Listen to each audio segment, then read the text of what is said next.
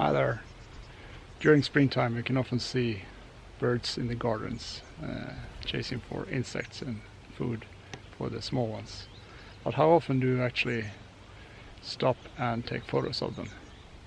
I don't that often, but in this episode I will. So join me.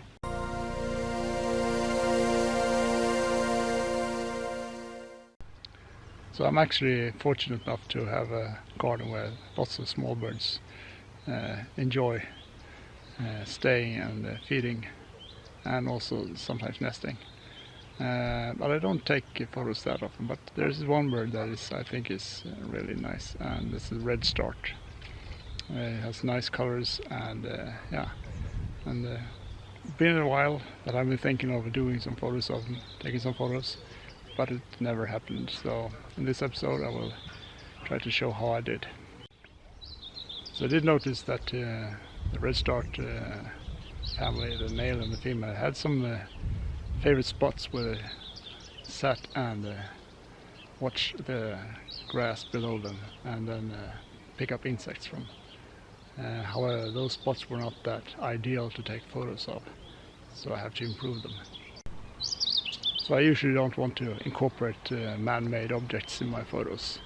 I like to have that wildlife look, even if it sometimes is very close to people and buildings and so on.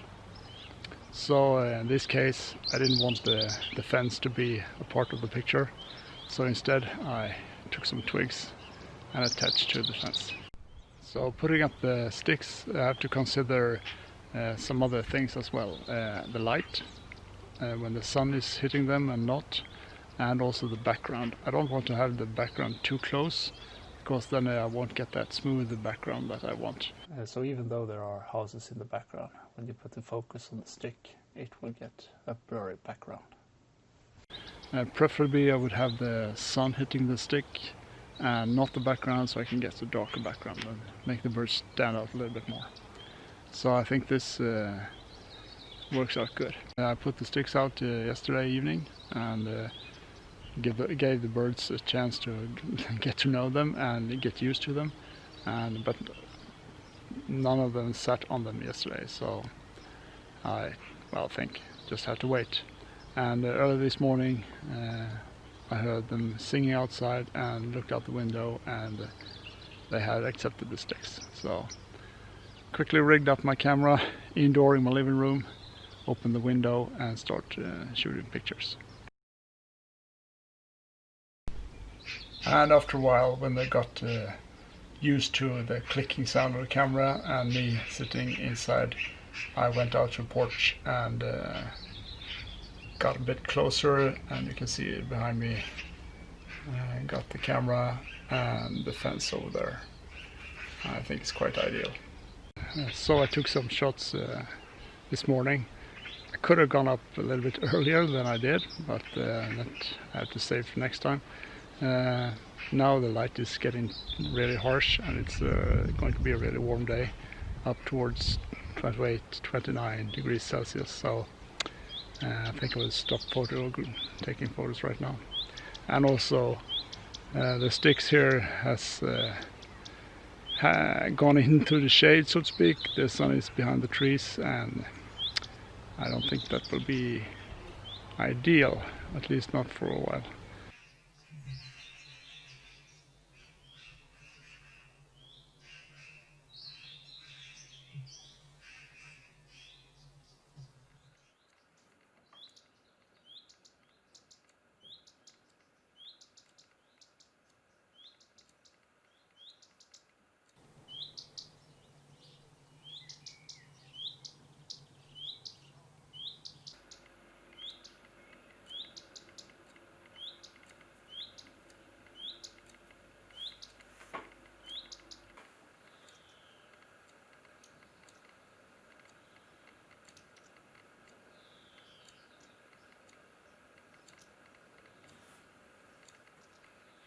If you're really lucky, you actually have birds nesting in your garden.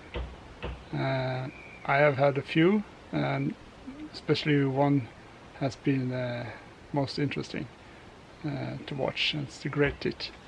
They have been nesting in this tree behind me here. They left the nest now, so let's check it out.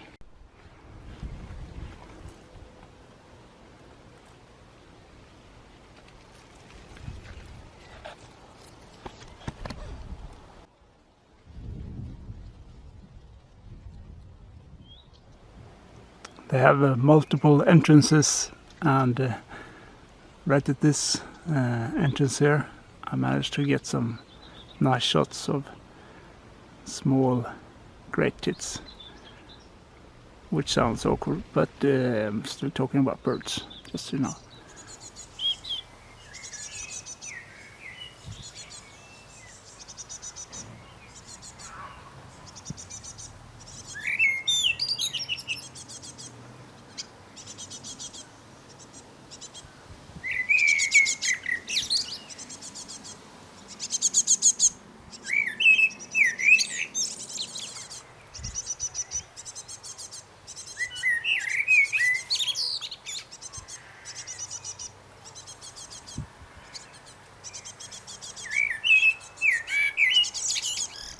So when I choose the spot for the sticks, I had the bird poo and my observations of where the birds were staying.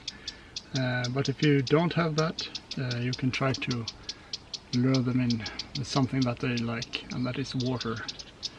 And behind me here I have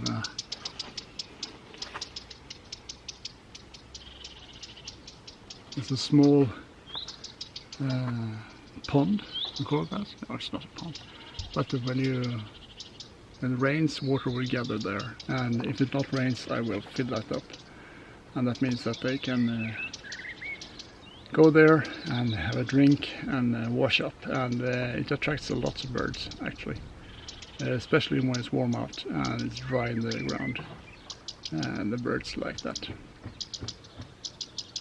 So right now I haven't set up any cameras, but I actually have a garden shed with a window that works as a blind, so I can almost stand at eye level to take those shots. And here's some of them taken previous years.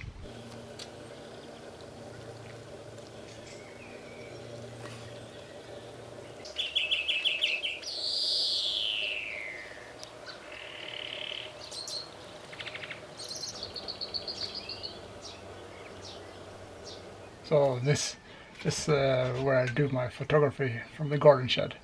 And as all garden sheds I've ever seen, there are also lots of stuff put in every nook and cranny, and this is no exception. But as you might see, the window is covered with a black fabric, and I have right here, let's see if you can get that shot, an opening for my lens. So let's see what kind of views we get from here.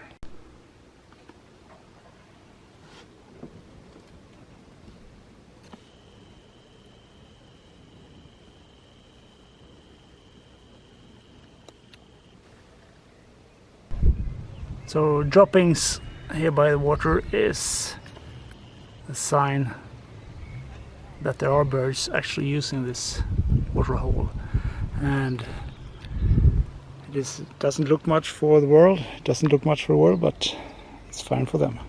So speaking of droppings, I actually found some rare droppings, believe it or not, in the garden last few weeks, and you see one of them here.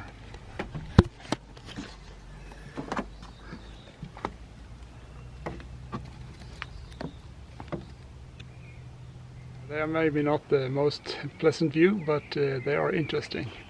This one that you saw here was quite small. The last ones I saw were bigger, and I actually dissected them, believe it or not, because I was curious. And I found a bird claw, and a claw rather, and some fur, and remnants of bone. So I am thinking that this might be actually a fox using this area right now. So I will put up a trail cam to see if something visits this garden when we are sleeping. So, but that is for another video. If you like this video, please give it a thumbs up. It was been short, but still, the thumbs up gives the channel a chance to grow. And also, if you haven't already, subscribe. And why not write a comment? I'd like to hear what you do in your garden regarding wildlife photography. And yeah, I'll see you in the next one. Bye.